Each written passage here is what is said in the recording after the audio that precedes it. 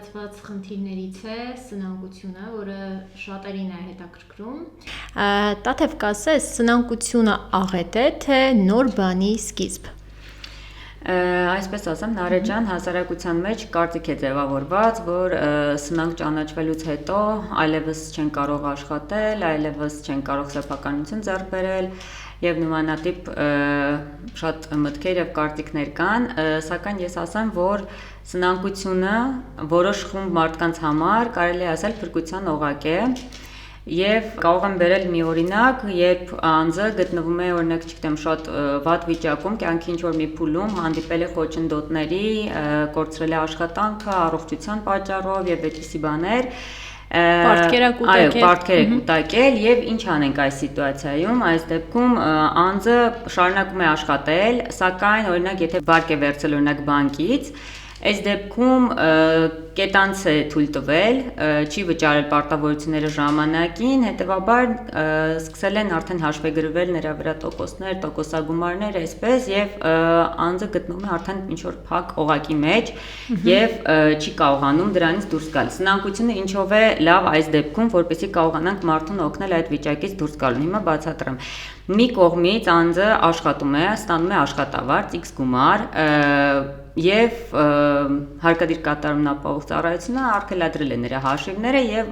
գանձվում է առավելագույնը 50%-ի չափով նրա աշխատավարձի եւ փորձում է ամեն ամիս մարումներ են գնում այդ պարտքերին, այո, բայց մյուս կողմից այդ ուժերն ու տոկոսները չեն թողում, որպեսզի անձը կարողանա իր պարտքը վերջնականապես մարի։ Այսինքն մի կողմից անձը աշխատում է, նրանց բռնագանձումներ են անում, մյուս կողմից այդ բռնագանձումները կատարում են, բայց պարտքը չի մարում։ Կոպիտ ասած անվերջ աշխատում է, անվերջ պարտքերը փակում։ Այո, այս դեպքում սնանկությունը շատ լավ է, որպեսզի այդ մարդուն օգնենք այդպիսի վիճակից դուրս գա եւ վերադառնա բնականon իր կյանքին։ Այս օգնությունը երկկողմանի լավ է, նաեւ որպեսզի անձը կարողանա դուրս գա այդ վիճակից, նորից կարողանա վերականգնել իր դիրքը հասարակությունում, աշխատել, հարկեր վճարել, ինչու նաեւ ոչ եւ այդպես, այսինքն սնանկությունը կլինի նրա համար փրկություն, օրինակ, քանի որ երբ դիմում է անձը, որ սնանկ ճանաչվի, կոպիտ ասած, այդ դեպքում սնանկ ճանաչվելուց հետո կանգնում են նրա նկատմամբ հաշվեգրվող բոլոր ուժերը, տոկոսագումարը, այո, այսինքն պարտքը այլևս չի աճում։ Այդ գումարի վրա, ինչ որ X գումարի վրա կանգնում է եւ դրանից հետո արդեն սկսում է սնանկության գործընթացը, որի մասին հիմա կխոսենք, իհարկե, բայց քո հարցին պատասխանելով ասեմ, որ ոչ թե դա աղետ է, այլ շատերի համար դա փրկության օղակ է։ Այս ոդկասթի շրջանակներում խոսել ենք ֆիզիկական անձանց կողմից, սնանկության դիմում ներկայացնելու կարգերի մասին։ Մարդկանց հետաքրքիր է այն պայմանները, որոնց արկայության դեպքում իրենք կարող են դիմում ներկայացնել սնանկ ճանաչվելու համար։ Կխնդրեմ նշես հենց այն հիմնական պայմանները, որոնք որ պետք է քաղաքացիներն իմանան, մինչև որ կներկայացնեն դիմում։ Ջան, հիմա ներկայացնեմ, ուրեմն ֆիզիկական անձիկ, երբ որ ունեն մոտավորապես չէ, այսինքն օրենքը հստակ ասում է 2000 պատիկը գերազանցող նվազագույն աշխատավարձի 2000 պատիկը գերազանցող պարտավորություններ եւ ունեն հիմա այլ կերպ էլ կասեմ, որպեսզի ավելի հասանելի լինի մարդկանց եւ ունեն 90 օրյա կետանց, այսինքն այլ կերպ ասած, երբ մարդ ունի 2 միլիոն պարտավորություն, պարտք եւ ավել, իհարկե դա մինիմալ շեմն է եւ ունի 90 օրյա կետանց, այսինքն չմարված պարտավորություն եւ որը նաեւ շարունակվում է այդ պահին, այդ դեպքում կարող են դիմել կամավոր սնանկության, դիմում են ներկայացնում դատարան, կամավոր իր նախաձեռնությամբ ֆիզիկական անձը եւ արդեն կարող է ճանաչվել սնանկ։ Այդ դեպքում պետք է լինեն նաև սնանկության օրենքով համապատասխանող հիմքերը սնանկ ճանաչելու համար, որոնք ես արդեն ոնց որ նշեցի։ Պետք է ոնց որ ապացույցները նաև գծվեն համապատասխան։ Իսկ այդ 2 միլիոնը հիմնական պարտքն է, թե նաև դրան գումարված տոկոսները, տուժերը։ Նարի ջան, այդ ժամանակ այդտեղ կապ չունի։ Պետք է լինի 2 միլիոն եւ ավելի, տոկոսագումարով է դա, թե առանց,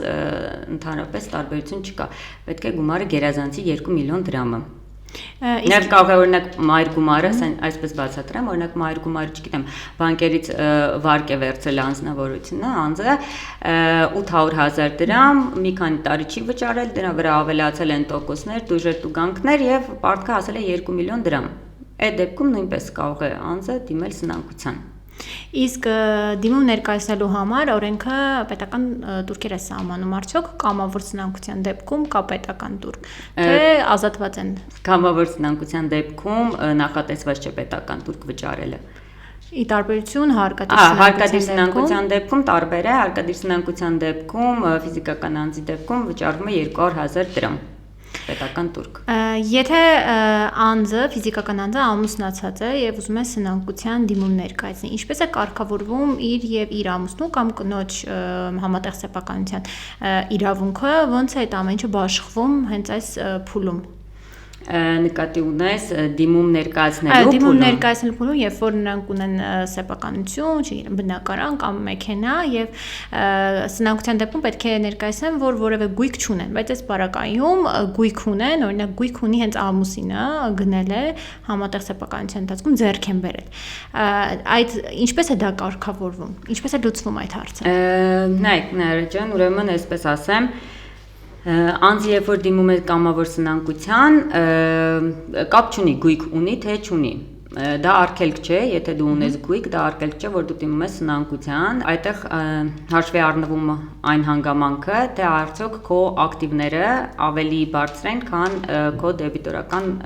պարտքերը։ Եվ այդ դեպքում, երբ որ գույք ունես եւ դիմել ես կամավոր սնանկության, համատեղ գույքի նկատմամբ նույնպես սնանկ ճանաչվելուց հետո դե ոնց որ այդ մասին չխոսեցինք, ասեմ, որ սնանկ ճանաչվելուց հետո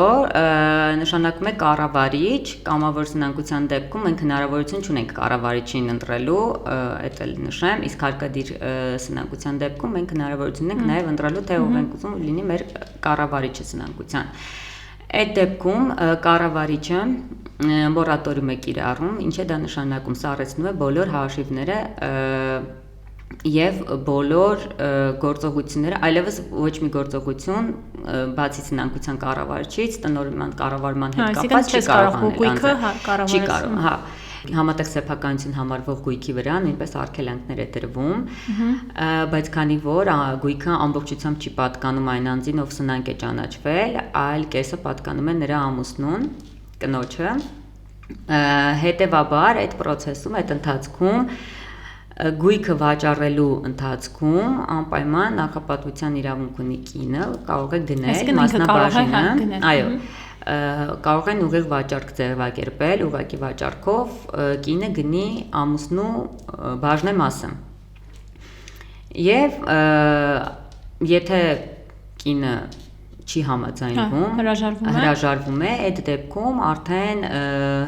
հրապարակային սակարկություններով է վաճառվում գույքը, գույքից եկած եկամուտը այն մասով, որը պատկանում է կնոջը,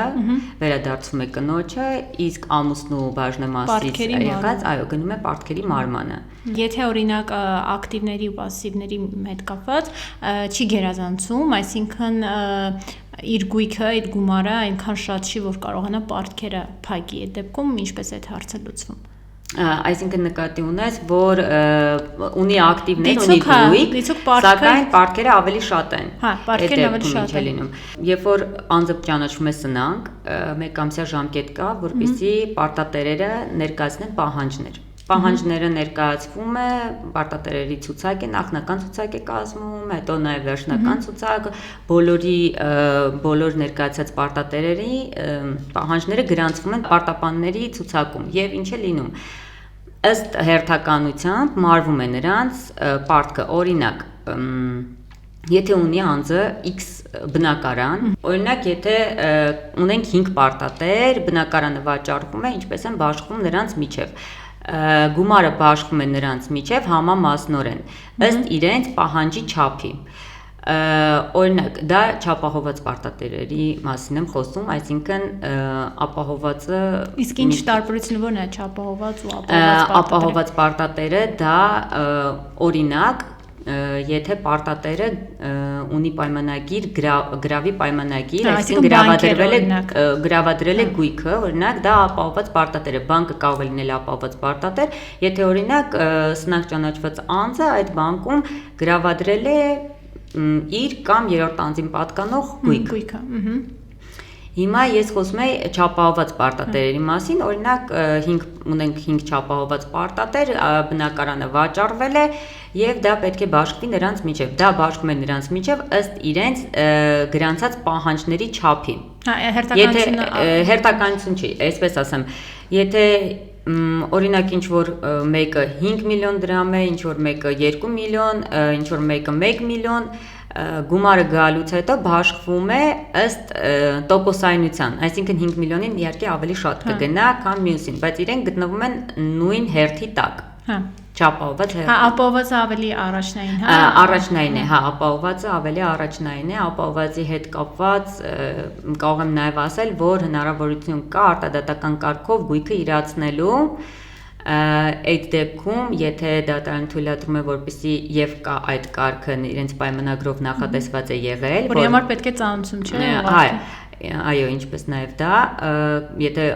դատարանը թույլատրում է, որպեսզի արտադատական կարգով իրացվի գույքը, ապա տվյալ պարտատերը այլևս չի գրանցվում պարտատերերի ցուցակում եւ ինքը բավարարումը ստանում է իր գույքից, իր ապահովված պահանջի բավարարումը, այդ չափով է լինում։ Իսկ ընթացակարգը ինչպես է, դիմում են ներկայացնում սնանկություն ճանաչելու, կամավոր սնանկության դիմում են ներկայացնում, ընթացքը ոնց է տեղի ունենում, ինչքան ժամկետում է լինում է դատավարական գործողությունները, որ քաղաքացիներն էլ պատրաստ լինեն, արդյոք կարելի է ոնց որ պատրաստ լինեն այդքան ժամանակ համբերեն, մինչև որ սնանկ ճանաչվեն։ Այսպես ասեմ, մինչև սնանկության դիմելը պետք է հավաքագրել, կոպիտ ասած, փաստաթղթեր, որոնք պետք է ներկայացնեն, կցվեն սնանկության դիմումին, ապա նոր ներկայացվեն դատարան։ Դա ժամանակատար է, քանի որ օրենքով նախատեսված են մեծ ցանկ, որի հավաքելը մոտավորապես տևում է 1.5-ից 3 ամիս, հիմա բացատրեմ ինչու, քանի որ դիմում ենք բոլոր նախարարություններին, պետք է հարցումներ կատարվի եւ ստանանք պատասխանները, որոնք շատ ուշ են գալիս,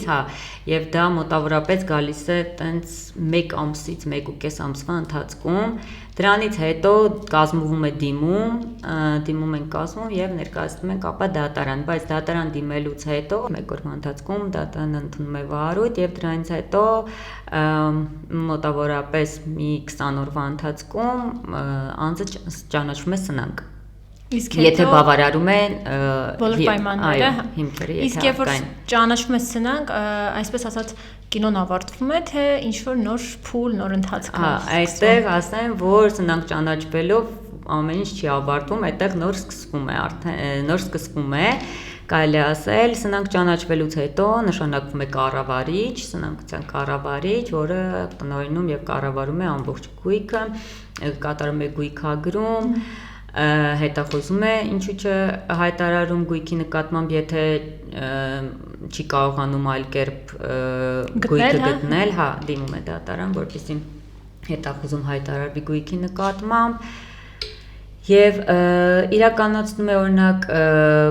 վերլուծություն ֆինանսական դրության վերաբերյալ անձի ներկայացնում է եւ մի շարք այլ գործողություններ։ Կոնկրետ հիմա ինչն է հետաքրքրում, ավելի մանրամասն դրա մասին խոսեմ, որտեղ սնանկությունը շատ ծավալին է։ Հենց հետաքրքիր է, թե ամենավերջը երբ է լինում կամ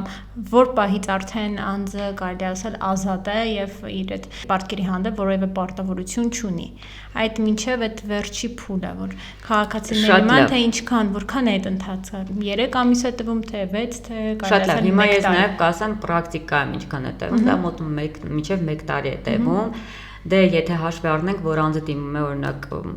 փաստաբանական իրավաբանական գրասենյակ իրեն օգնելու համար, այդ արդեն ասացի այդ հարցումների պատասխանները սպասել եմ 1.5 ամիս այդտեղ, հետո սնանկ է ճանաչում մոտավորապես 20 օրվա ընթացքում, սնանկ ճանաչվելուց հետո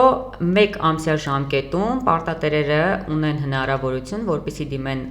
դիմեն դատարան իրենց պահանջը գրանցելու։ Սակայն եթե 1 ամսվա ընթացքում օրինակ պարտատերը չի գրանցել պահանջը, դա չի նշանակում, որ նա զրկվում է այդ հնարավորությունից։ Իհարկե հերթը փոխվում է, այլ հերթի տակ է ընկնում, սակայն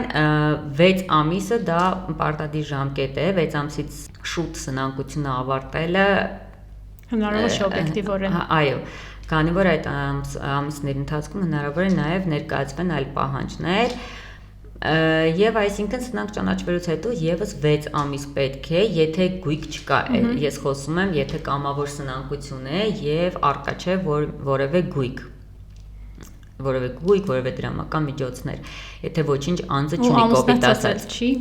ամուսնացած չի, որ համատեղ եթե չունի ոչ մի գույք, ոչ մի դրամական միջոց, հետեւաբար 6 ամիս հետո արդեն ավարտվում է սնանկությունը։ Միջնորդություն է ներկայացվում դատարան, սնանկությունը ավարտվում է։ Ավարտվելուց հետո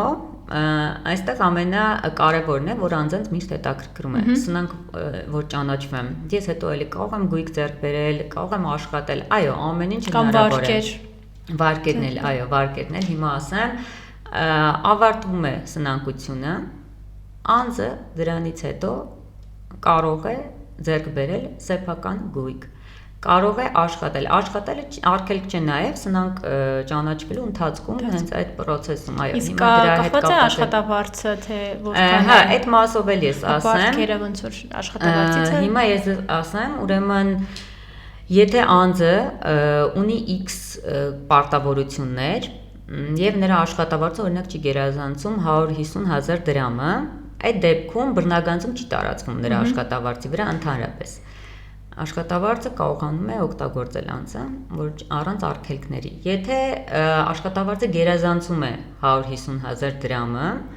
սակայն նրա ամբողջ պարտքը 48 ամիսների ընթացքում այդ աշխատավարձով հնարավոր չէ մարել, այդ դեպքում եւս աշխատավարձը չի բռնագանձվում, այո։ Անձը կարող է օգտագործել աշխատավարձը։ Իսկ այլ դեպքերում հնարավոր է, որ արգելադրվեն ինչ-որ տոկոսագումարներ, այո, արգելք լինի աշխատավարձը օգտագործել մինչև 50% աշխատավարձի։ Նաև հետաքրքիր է, նշեցիք, որ որոշակի ժամանակ հետո կարող են գնալ եւ բանկից վարկեր վերցնել, սա էլ քաղաքացիներին իմանան, որ չվախենան, որ սրանք են ճանաչվել, վարկերի մասով կուզենան։ Վարկերի մասով ես ասեմ, միշտ հարցնում են սնանկ ճանաչվելուց առաջ, ասում են, իսկ կարող եմ հետո ես վարկ վերցնել։ Միշտ ես ասում եմ, որ օրենքում արգելք չկա վարկ վերցնելու հետ կապված։ Այստեղ կախված է մի շարք հանգամանքներից, օրինակ, եթե անձը պարտավորությունները ժամանակին չի կատարել, ունի ժամկետանց վարկեր, ինքը այդ ժամանակ արդեն իսկ գտնվում է ռիսկային գոտում նոր վարկեր ստանալու։ Դա ակրահամակարգում արտացոլվում է եւ բանկերը բոլորը տեսնում են, հետեւաբար իրենց ներքին կանոնադրության կանոնակարգի համաձայն չեն տրամադրում վարկ տվյալ անձնավորությանը, այո, բայց ես միշտ ասում եմ, եթե օրինակ, չգիտեմ, հնարավորություն ունեք դիմեք եւ ձեզ ընդառաջեն, օրենքը արգելք չի նախատեսում, որ եթե դու սնանկ ես ճանաչվել, քեզ վարկ չեն տրամադրելու, այո։ Կարող են նաեւ վարկեր, բայց միջև 5 տարի ժամկետով ակրահամակարգում արտացոլվում է դեռևս սնանկ է ճանաչվել այո անձնավորությունը, հետեւաբար դա է հիմք հանդիսանում, որ վարկ չեն տրամադրում, բայց օրենքով արգելված ոչինչ չկա։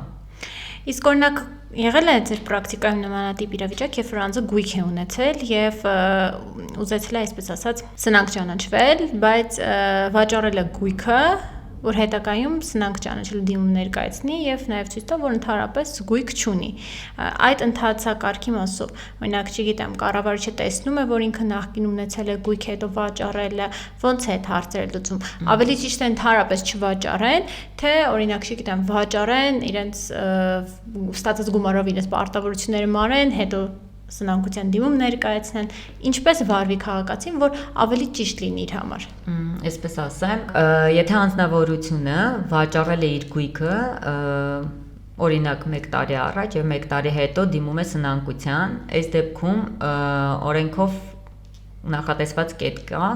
կառավարիչը կարող է վիճարկել տվյալ գործարքը արդեն մի տարի առաջվա գործարքը ոչ միայն մի տարի, մինչև 5 տարի առաջվա գործարքը։ Այդ դաշնամկետների խնդիր չեն ունենում հայցային բաղամության հետ կապված։ Չէ, կառավարիչը կարող է վիճարկել եւ գույքերը հետ բերել, որն է կգնա արդեն պարտատերերի պահանջների բավարարմանը։ Դա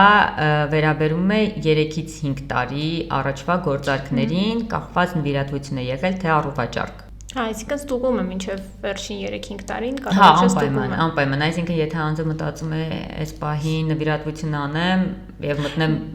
սնանկ ճանաչվեմ, պետք է իմանա, որ ռիսկը կա, որ կառավարիչը կարող է հետ բերել։ Խնդիրն այն է, որ դու գործարք ես, կնքում ես պայմանագիր, կոպիտ ասած ինչ իմանաս, որ 3 կամ 5 տարի հետո դիմում ես ներկայացնելու սնանկության համար։ Շատ լավ, դրա համար դա միանշանակ չէ, ես ասում եմ, որ կառավարիչը հնարավորություն ունի այդ գույքերը վիճարկելու եւ հետ բերելու, բայց վիճարկման արդյունքում միայն դատարանն է կայացնում որոշում, արդյոք այդ գործարքը անվավեր է կամ առ ոչինչ, թե ոչ։ Այսինքն եթե հիմքերը չկան, եթե դա կարողանա ապացուցման հետ է կապված ավելի շատ այստեղ խնդիրը, թե արդյոք կարող է կառավարիչը ապացուցել, որ դա ուղղված է եղել հենց դիտավորությամբ, որպեսզի գույքը կոպիտ ասած պահպանվի, հետո չգնան բավարարմանը պարտատերերին, այսինքն սնանկը ճանաչվելուց հետո չմարվի նրա պարտքերը։ Այս դեպքում այդ ապացուցողական այսպես ասած, բեռը ընկնում է կառավարչի վրա։ Իսկ հնարավոր է սնանկության գործընթացի ժամանակ տեղի ունենա պարտապանի եւ պարտատերերի միջև հաշտություն։ Այսինքն գան են եզրահանգման, որ ավելի լավ է հաշտությունով լուծենք այս գործընթացը, քան տվյալ պարտապանը գնա եւ սնանկ ճանաչվի։ Նարեկ ջան, դա հարկադրված սնանկության մասին ես երևի խոսում, օրինակ եթե դիմել են, որպեսզի ֆիզիկական անձին ճանաչեն սնանկ, այդ դեպքում գոյություն ունի հաշտության համար նախատեսված ժամկետ, այդ ժամկետում կարող են հաշտվել եւ սնանկության դիմումը հետ վերցվի։ Այսինքն հնարավորություն կա, որպեսզի հաշտվեն։ Այսինքն կամավորության սնանկության դեպքում պարտապանն ինքն է դիմում, հարկադիր սնանկության դեպքում պարտատերն է դիմում ու արդեն այդ հաշտությունը, իսկ հարկադիր ու կամավոր սնանկության մեջ ինչ տարբերություն կա, որ քաղաքացիներն են հասկանան, թե որ, այսպես ասած, ձևով պետք է դիմում ներկայացվի դատարան։ Կամավոր սնանկությունը դա երբ որ անձը իր նախաձեռնությամբ դիմում է ներկայացնում դատարան, որպեսզի իրեն կամավոր սնանկ ճանաչեն։ Հարկադիր սնանկությունը դա երբ որ օրինակով ասեմ, երբ որ X մարդուն գումար են պարտք եւ այդ գումարը գերազանցում է էլի նույնիսկ 2 միլիոն դրամը 90 օրյա կետանց կա, այդ դեպքում տվյալ անձը, պարտատերը կարող է դիմել մյուս անձին սնանկ ճանաչելու։ Դա արդեն կլինի հարկադրված սնանկություն։ Հարկադրված սնանկության ժամանակ պետական տուրք կա, չէ՞։ Այո, ես ասացի 200,000 դրամ է ֆիզանձերի դեպքում։ 200,000 դրամ վճարում է, որը նույնպես նաև գրանցվում է պահանջների միջև։ Իսկ հարկադրված սնանկության դեպքում եւս երբ որ արդեն ճանաչվում է սնանկաճանաչվում, պարտապանը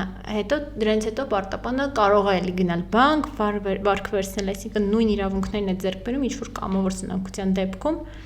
Հա, վարկերի հետ կապված տարբերություն չկա։ Վարկերի հետ կապված միայն խնդիրը բանկերի հետ է, արդյոք բանկը ձեզ նորից կտա վարկ, թե ոչ։ Օրենքի տեսանկյունից արգելք չկա։ Բայց դա էլ եմ ասում արտացոլվում է ակրահամակարգում, երբ որ հարցում են անում,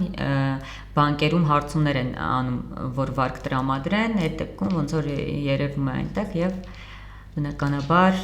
չեն տրամադրում վարկեր։ Հայաստանյան իրականության մեջ ինչ գնահատական կտակ սնանկության գործերին, այսինքն քաղաքացիները արդյոք ունեն շանսեր, որպեսզի դիմեն դատարան ու սնանկ ճանաչվեն, կոպիտ ասած փրկվեն այդ իրավիճակից։ Այսպես ասեմ, սնանկ,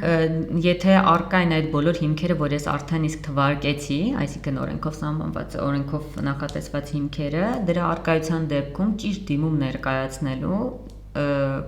դեպքում, այո, դատարանը ճանաչում է սնանկ։ Բայց ասեմ իմանաք, որ շատ բարդ է